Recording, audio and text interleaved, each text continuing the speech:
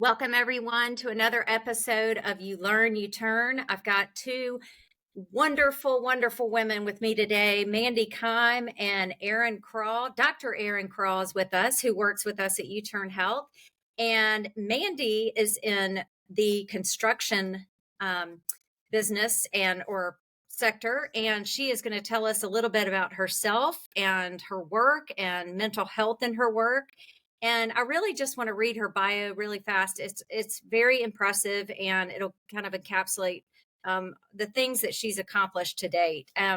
So Mandi is a Central Washington University alumnus of the Safety and Health Management Program and currently serves as the Director of Safety for AGC of Washington. She also has a bachelor's degree in foreign language and teaches Spanish for supervisors in the construction industry.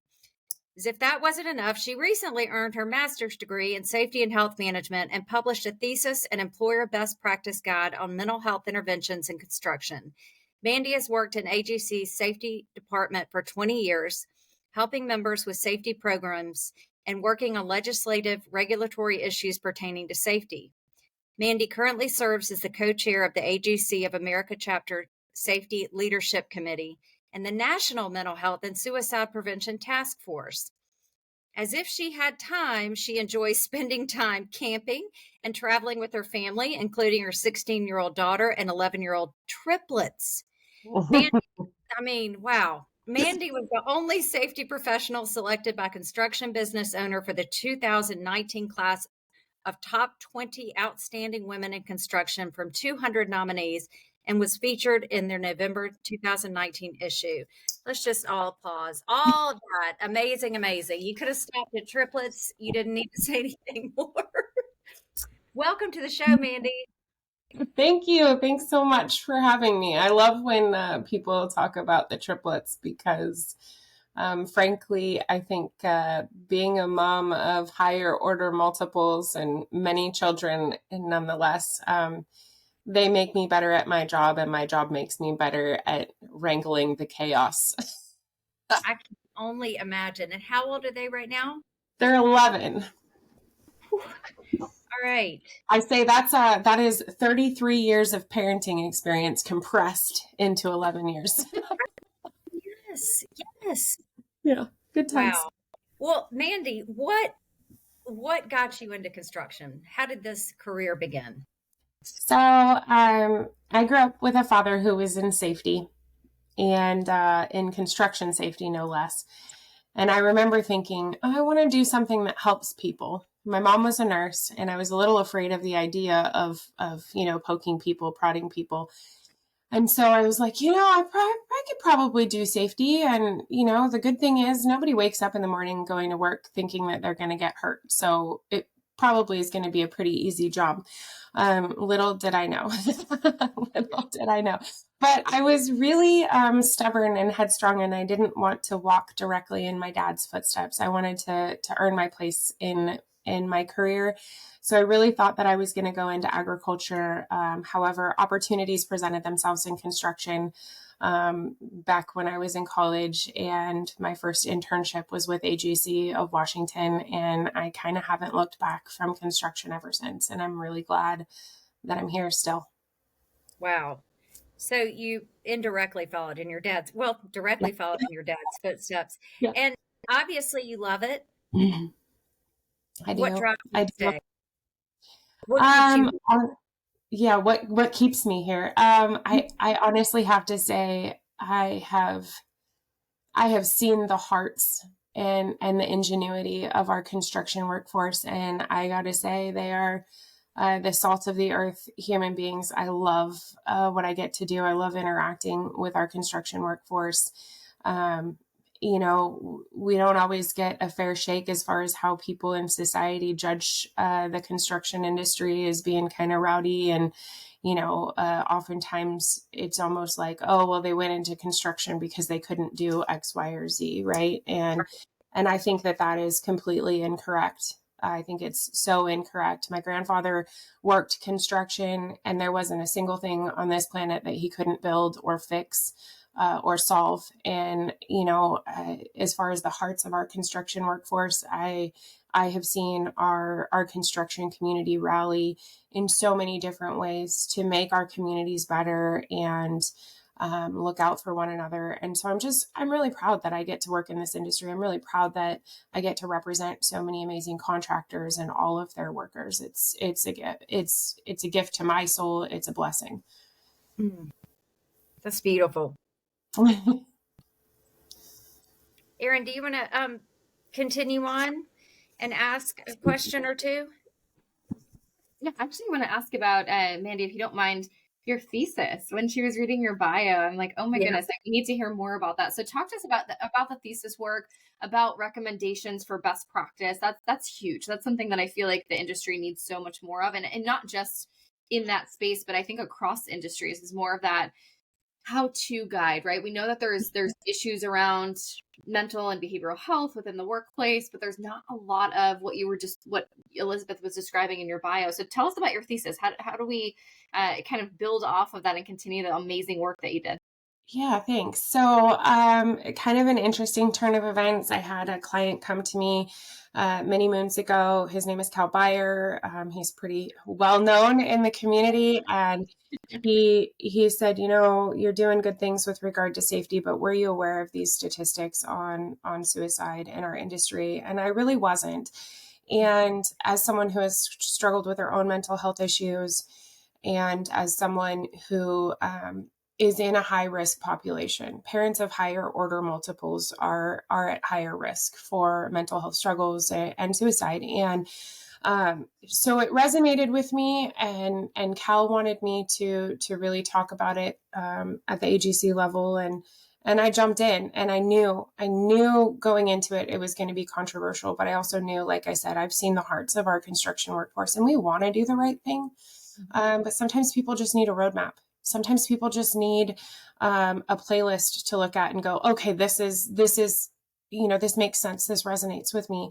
And I knew after, 20 years in the construction industry, and my role at AGC has been really taking the work out of rule compliance. And so the overarching theory of applying some best practices to mental health is really not a stretch once you've got some experience in that regard.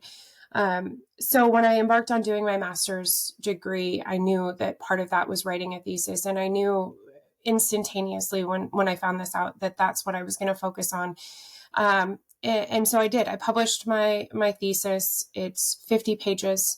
I jokingly tell people I knew no construction employer or no construction professional was going to pick up a 50-page academic thesis and read that. I wrote the thing, and I still don't want to read it, right? Like it's not entertaining reading. It's not a subject that really screams like, "Ooh, read me," Mm-hmm. And so I knew that what I needed to do was take the core tenets, the nuggets out of it that are actionable from an employer perspective, and put that into a usable format. And so that's what I did.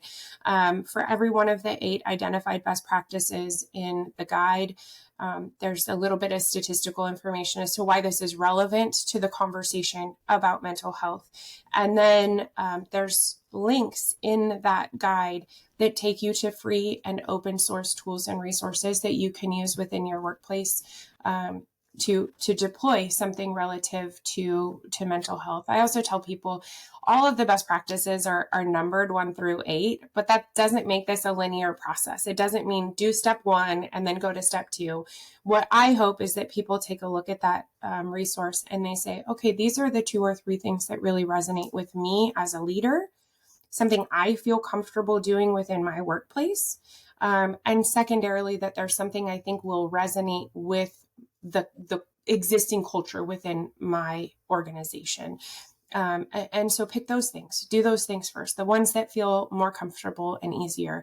And then as you grow in that comfort level of having these conversations, it's easier to weave some of the other stuff into what you're doing. And frankly, part of the reason why I did this as well is because there's a natural correlation between safety professionals being kind of a liaison or a cultural change agent within their organization, and being able to take input from the field and turn that into program and policy. And so I felt like safety directors would be a natural starting point. What I found after developing this and putting it out is there was a handful of safety professionals that really wanted to challenge me, whether it was in presentations on the subject matter or in some of my posts on LinkedIn where they're just like, hey, this is not a safety thing. This is not an HR thing. This is not a workplace thing. And what I say to those people is, yeah, it is. It's here. It's happening. In my state, we've had a number of on-the-job construction fatalities related to either suicide or drug overdose. Mm-hmm. So it's happening on the job site. And you cannot tell me that when something like that happens on the job site, that it doesn't leave an indelible mark on every other human being that was on that site that day, that has to continue showing up to work every day in a place where something so tragic took place. And unfortunately, we end up with survivor guilt. We end up with all sorts of struggles that happen because we weren't addressing this head on. And so that was really a key motivator for me as well, is just let's get in front of this instead of waiting until people are in crisis and they feel like the sky is falling and they don't know what to do. Let's help them out ahead of time. And so a lot of the things in the best practices guide are really upstream things to really help individuals bolster their own resilience and also be more comfortable having these conversations. Mandi, why the stigma? I mean, with U-Turn Health going into businesses and talking about this even before COVID to HR, they said the same thing, the same pushback. This is not something, we talk about. If she wants to go home and drink after work, that's fine. But they don't understand the next day that she's too hungover to get most of her work done, or if she has a son who's addicted to painkillers. Anyway, they didn't want to talk about it either. Why do you think the pushback when it's so clearly happening? Is it fear? Do you think that people will label that industry as prone to depression and suicide, or do you think it's just they don't want accountability? Or I have the hardest time figuring out why the stigma still exists when the facts are there. I think that society has contributed to this in a big, big way, in the sense that, if someone's struggling with substance use disorder, somebody's having mental health challenges, society has a tendency to already write those human beings off. Society has a tendency to just, oh, well, they're a failure. When in reality, every single one of us, it's part of the human condition. You can't get through life without having struggles, right? And as far as substance use disorder, no one of us as an individual is ever more than one decision, one catastrophe, one injury away from having these struggles.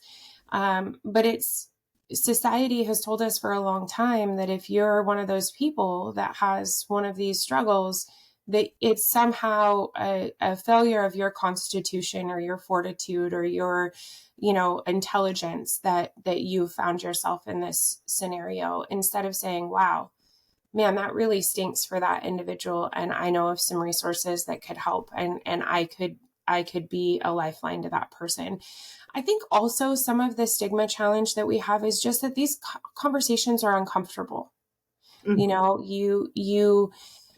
You don't want to appear as though you are judging a person for what their struggles are. And when it's an uncomfortable or crucial conversation, mm-hmm. I'm amazed, honestly. I've spent a lot of years working in the professional space. I am amazed how many people have some modicum of professional success, but still shy away from the crucial conversations because of merely that they're uncomfortable.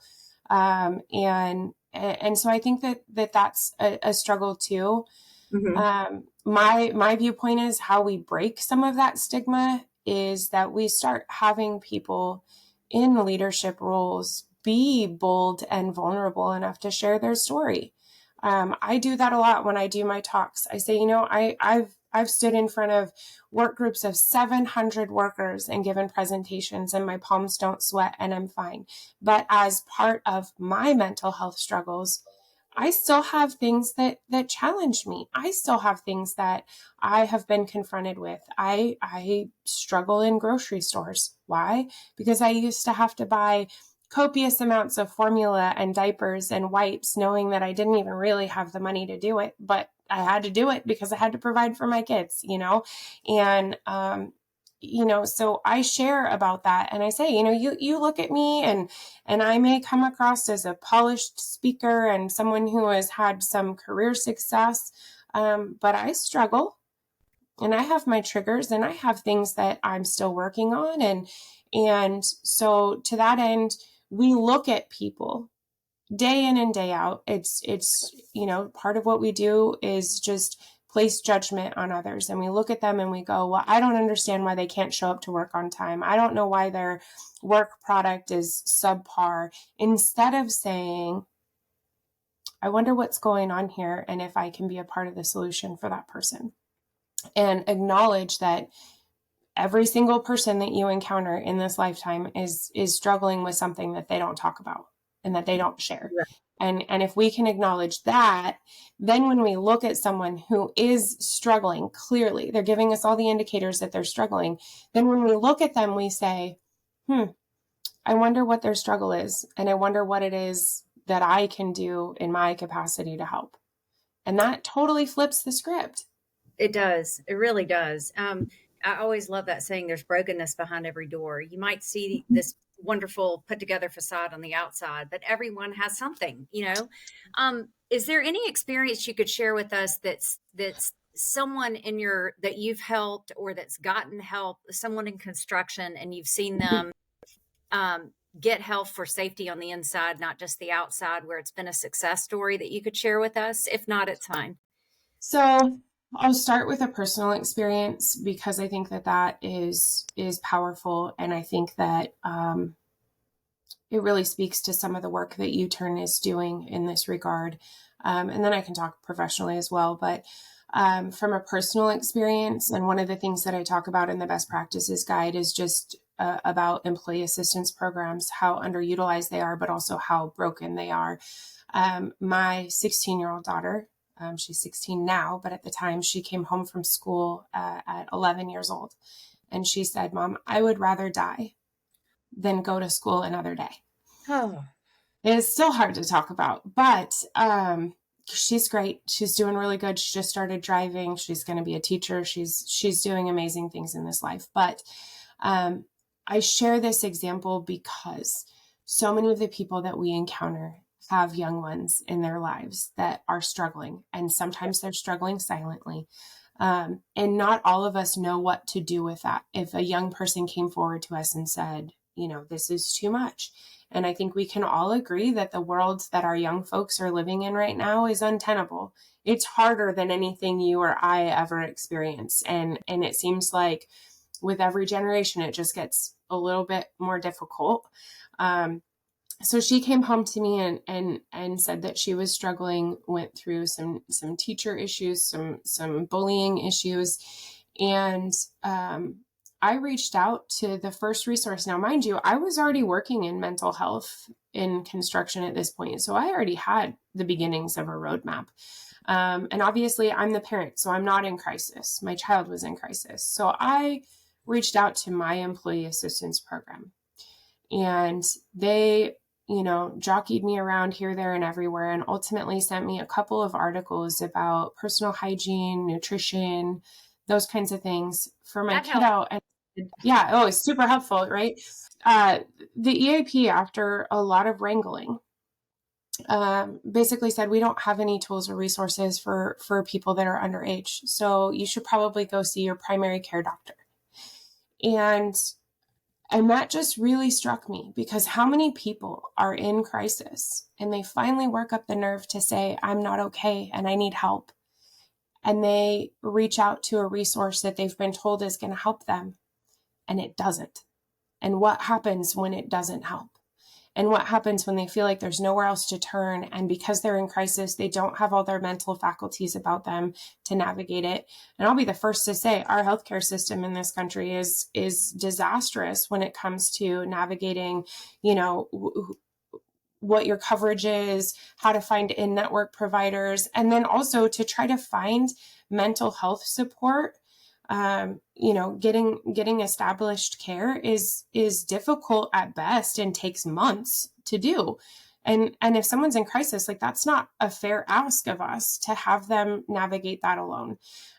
So I knew with that process, and I was really glad that through my research that EAP came up as a subject to be discussed. And so I challenge people all the time, call your EAP, find out what they'll do, find out what they won't do, and communicate that to your teams and share that with your teams. Because, in the moment of crisis, when somebody finally decides to reach out to the EAP, that's not the time to be finding out that it's dysfunctional. Okay. And furthermore, again, we may not be needing these tools and resources for ourselves. We may be needing them for a loved one. We may be needing them for a coworker. But all of that to say, if you don't know how to navigate the system's not going to serve you. And one thing that we can do as leaders is navigate the biggest piece of that for our teams by making those phone calls and knowing ahead of time what it will and won't do, so that we're not expecting someone in crisis to navigate that. And then communicate it often, let people know, like, hey, this exists and it's free. This is what we're doing for you. We care about you. We want you to be okay. Excuse me. So I would say, as far as in the workplace, things that I have seen be very impactful as far as workers in the construction industry getting help. One of them is taking mental health assessments. And the reason why that is so helpful as a tool is because we don't often know that we're struggling.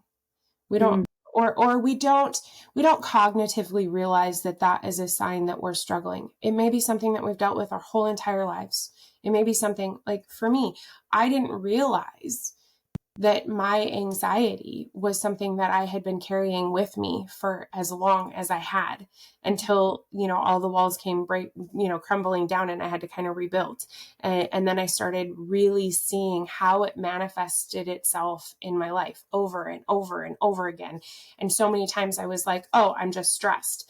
And so taking a mental health assessment, and I've had people come up to me after different sessions that I've spoken at, where I talk about the power of a mental health assessment.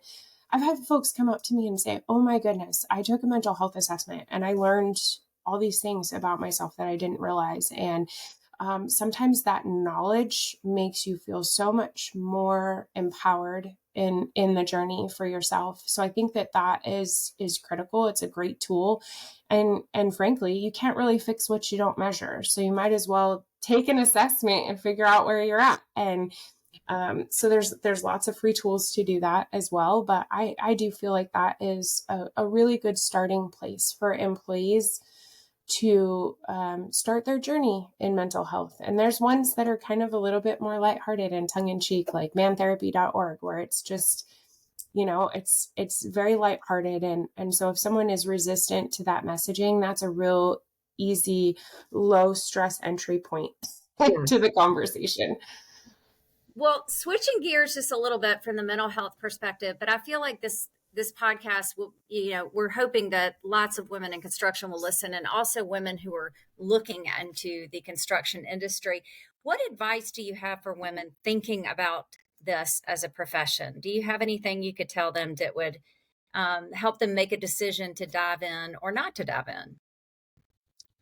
I think that the construction industry has grown in strides in this area as far as being an employer of choice for women. I will say I have been very fortunate to be in construction all of these years. I see a lot of opportunity here. And frankly, I know that, my experience is not the same as every other woman in the industry. So I'm not belittling that in any way, but I have had a number of men in our industry make space for me, celebrate my successes, promote the work that I've done. And so I don't think that it's quite as bad as some people let on. I think also as a woman in this industry, it's so very important for us to make space for one another. And, I've alluded to this before, but the times where I've felt kind of alienated or excluded the most has been from women in our industry. And Wow. so I really do feel like we've got to, if we want to take up space in this industry, we got to make space for other women while we're doing it. And if you achieve any level of success in this industry, then you owe it to your peers to make that space and allow their voices to be heard, and not view other women being in our industry as a source of competition, because there is room for all of us. And I think that part of what is beautiful about bringing a lot of different perspectives and people into our industry is we get that well-rounded diversity of thought. We get a lot of different experience. And through that process, by making space for others and hearing what other people have to say and soliciting their input in that process, we get better solutions to our problems. We get more engaging conversations and bonding because we're actually hearing each other instead of just listening so that we can respond. We're listening so that we can learn. And so I think that there's a lot of value in that and encouraging other women into the industry, but we also still have room to grow, specifically in how we talk about construction workforce. Construction isn't the career path for people who couldn't make it elsewhere. Construction is a viable, very, very respectable career path. And how cool is it that people that work in construction get to drive through their communities and point out to their families and say, I helped build that. I was a part of that project. I led that team, or whatever the case may be, but you get to literally build your community. And that's so impressive. And we need to get back to celebrating that and the skill and integrity that is needed to do that kind of work. And so I think,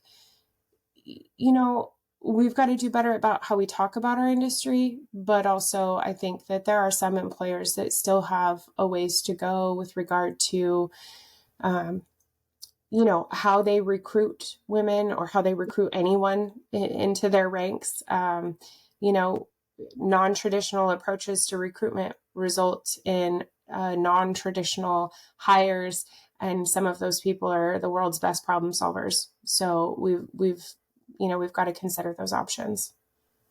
Mandi, I don't know really, after talking to you now, all the different things that you have your hands in. Oh my God, you're so impressive and such an inspiration. And if we could just put you on a billboard, I think everyone would sign up to work in construction. I'm not kidding. Erin, do you have anything else you'd like to ask her? Because I feel like we've covered a lot, but also have so much more to talk about. Oh, for sure. I have so many comments. First and foremost, you are absolutely incredible. And you beam through the conversation. I can hear the pride and the passion. And it's really refreshing to hear someone who's in this space where you kind of see things from different perspectives, right? Like I know you have this area of expertise in this safety and wellness, but you also kind of understand this unique reality from the industry space. And so I feel like, one, you're just incredibly powerful, and I'm so excited to stay connected and continue to see what you do. One of the questions that I'm thinking of, and as you're speaking and you're telling your own story, but you're also emphasizing something that Liz and I have talked about with the whole U-Turn crew, is the power of storytelling and the power of being the person to tell their story as a way to enhance that utilization of support. And I see this a lot in law enforcement too. And there's some cultural similarities with that, like barrier and the stigma and the masculinity and all that kind of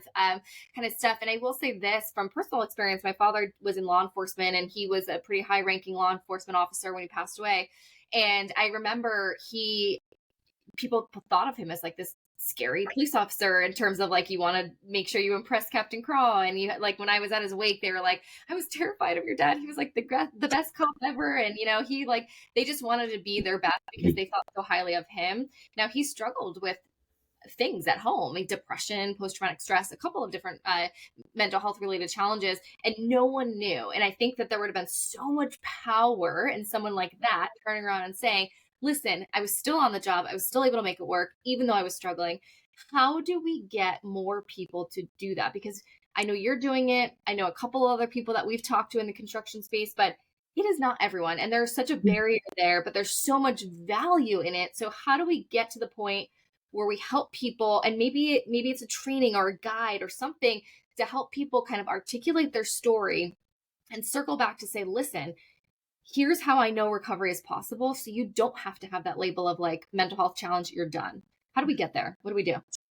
Well, I'll start by saying I wrote an article for one of the construction publications on exactly that, the power and the importance of storytelling in the effort of mental health and suicide prevention, because it is critically important. I think that the magic key to this, which is also the magic key to getting the more resistant folks in our ranks to consider the value of conversation on mental health, is, first of all, we've got to impress upon these individuals how much impact they have, and how much, aside from telling their personal story, to just say, people look to you, people respect you, people want to emulate you. And that is a powerful gift that you have with others, and you've earned respect and trust. And so once they understand their impact, it's a lot easier for them to realize that their storytelling can be, it can be life-saving. They can be that person, right? And also, it matters with regard to our psychological safety and inclusivity efforts as well. Because if someone that we see in a leadership position opens up and says, I've struggled with PTSD, or I've struggled with anxiety, and you look around the ranks of all of our people and they go, well, wait a minute, I have anxiety, or I've struggled with PTSD, and that person is in a position of leadership, they now see themselves in a different light. They see themselves as able to have the same success or have a career trajectory like that individual. And so it builds that connection, but it also further helps validate them, because they're like, wait a minute, I thought that I was the only one struggling with this. And now I see someone that I look up to that has had these similar struggles. And so it helps us feel as though we're not alone in the fight. And they go, okay, well, if I was in crisis, that might be a good person to reach out to. And so I think it's really important for anyone who's struggled to figure out how to tell their story. But I think that's healing for us too. Right. I struggle to talk about my daughter's experience. I struggle still to this day, even though I've done hundreds of talks now on mental health and sharing my own personal story. I still struggle with it, but telling that story heals a part of me every time I do it, because it's me acknowledging that I went through it, acknowledging that I'm still going through it, and acknowledging that I have the power over it to continue to move forward, and that I'm not giving in. And I think that piece of the puzzle needs to be articulated to our folks so that they understand, like, it's it's powerful what you can do with your story if you learn how to tell your story properly. You know, it's not a stand up in front of everybody and go, oh, poor me, or, you know, oh, I want everybody's pity, but rather, hey, I've had these struggles. Here's how I dealt with it. Here's how my life got better. And look at me. I'm showing up to life every day and I'm doing okay. And you can too. Love it.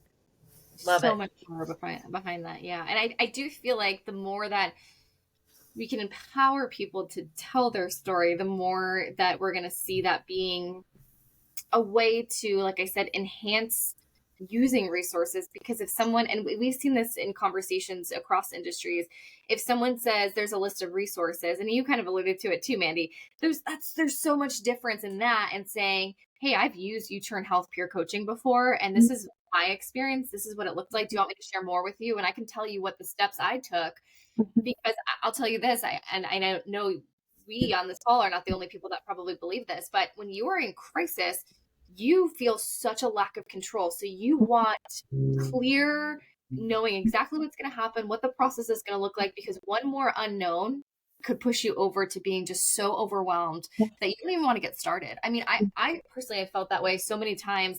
And, you know, even in helping other people trying to find resources, like you have to sift through all of this information. And so if you're thinking about someone struggling in the workplace, they don't want to sift through that. But if they have someone who can say, hey, you know, I've struggled, I can't know exactly what you're feeling, but I can relate to that hopelessness. And I've done a couple of things. Can I share them with you? That's so different, it sounds like, than, and you've had experience with this from your story, than just saying we have an EAP. How far does that go, right? It's like, okay, awesome. I don't know what that looks like. Yeah. And I think too, if you think about it, anytime you've ever had an emergency, right? You know, you cut your hand, or you know somebody that has had a medical emergency and you've had to like dial 911 or anything like that, those seconds feel like hours. And so if you figure you're somebody in crisis and you're reaching out for help and you've got to call an EAP and they're going to be like, oh, you don't need to talk to this department. I'm going to transfer you to that department. And then I'm going to transfer you over here. All of that feels like you're in an echo chamber, right? Like I'm not getting the help I need. I'm getting shuffled all over the place. And the longer that takes, the more you spiral and the more out of control it feels. So if you have somebody that's willing to just take you by the hand and say, hey, you know, here's something that exists and I'm going to walk you through it and we're going to give this a try and see if it helps. You have not only the peer support or the camaraderie of somebody, you know, taking you under their wing and saying you're not alone. But you also have that ability to feel like, you know, the sky isn't necessarily falling. It's going to be okay. It's just going to take a while till I feel better about all this, you know? Right. That hope and that recovery, I think, is just the emphasis of all of that, right? Makes sense. Yeah. Well, Mandi, it has been a pleasure speaking with you today. And I know this podcast, I mean, you're helping so many people, but I hope this podcast brings a light to anyone struggling and shows that there are ways to get better. There are processes and things in place now because of Mandi, because of Erin, in the workplace. So go beyond your EAP and find out what your program offers. So there is hope. Erin, do you have anything to say to wrap it up? Other than just thank you so much for your time, Mandi. I mean, I've learned an incredible amount from you. I know all of our listeners will. And I think that keep telling your story, keep talking about these things, and your thesis, gosh, what came out of that? And I wrote a dissertation, so I know exactly what you mean about the 50 pages. I think my dissertation was like 147 and no one is reading that ever. So that is so awesome that you created a very digestible document that people can work through. I think we need more of that. And so just continue what you're doing. And thanks for letting us be a tiny part of what you're speaking on. And I can't wait to stay connected and just keep learning from you. Yay. Thank you. I really appreciate it. If anybody wants any of these free open source resources that I talked about, please do not hesitate. Go to the AGC of America website. We have an entire page dedicated to mental health. You can find my best practices guide. You can find all sorts of free tools and resources that you can deploy for yourself or for your workplace. But, you know, arm yourself with information and be ready. And that's one of the best things you can do if you really want to start this journey, is to become informed, feel like you have some understanding of what's out there, so that if something comes up, you're ready instead of just feeling confused or overwhelmed by all of it. Absolutely. I will definitely link that page in the show notes so everyone can easily find that, as well as your bio and your information. So with that, I will say goodbye, everyone, and tune back in for another episode of You Learn, You Turn. Thanks, everybody.